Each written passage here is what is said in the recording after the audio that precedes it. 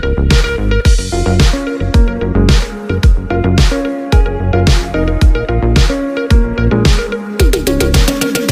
વિધાનસભા વિસ્તારકનો વિદાય સમારંભ યોજાયો. ગતરોજ કાંકરેજ તાલુકાના નાણોટા ખાતે આવેલ જીન ખાતે અણદાભાઈ પટેલ પૂર્વ ચેરમેન બનાસ બેંકના અધ્યક્ષ સ્થાને પાટણ લોકસભાના કાંકરેજ વિધાનસભામાં છેલ્લા 11 મહિનાથી વિસ્તારક તરીકે કાર્ય કરી રહેલા ભૂત કચ્છના શ્રી રાજેન્દ્રસિંહ સોઢાનો વિદાય સમારંભ યોજવામાં આવેલ હતો.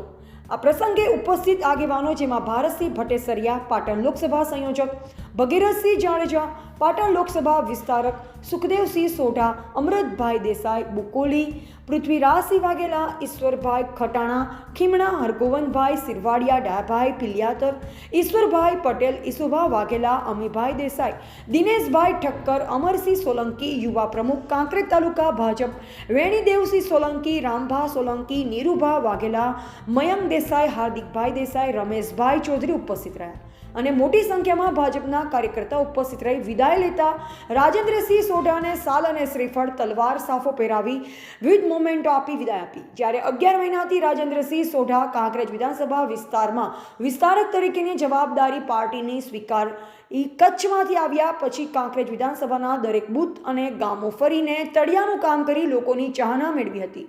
જ્યારે ભાજપ કાંકરેજ વિધાનસભાના 78 શક્તિ કેન્દ્ર અને 303 બૂથનો પ્રવાસ કરી ભારતીય જનતા પાર્ટીના તમામ કાર્યકર્તાને સાથે રાખી દેશના યશસ્વી વડાપ્રધાન શ્રી નરેન્દ્રભાઈ મોદી સાહેબને સતત ત્રીજી વખત વડાપ્રધાન બનાવવા માટે પોતાનું ઘર અને કુટુંબથી દૂર રહી માત્ર ને માત્ર ભાજપ અને નરેન્દ્રભાઈ મોદી સાહેબ માટે કાંકરેજ તાલુકા તમામ ગામ અને બૂથનો પ્રવાસ કરી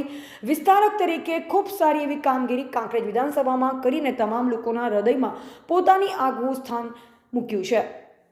ઈશ્વરભાઈ પટેલ પ્રમુખ કાંકરેજ તાલુકા ભાજપ અને અમરસિંહ સોલંકી યુવા પ્રમુખ કાંકરેજ તાલુકા ભાજપ દ્વારા તલવાર અને સાફો પહેરાવી સન્માન કરવામાં આવ્યું. એવા જયંતિભાઈ ઠક્કર, સિહોરી, કાંકરેજ.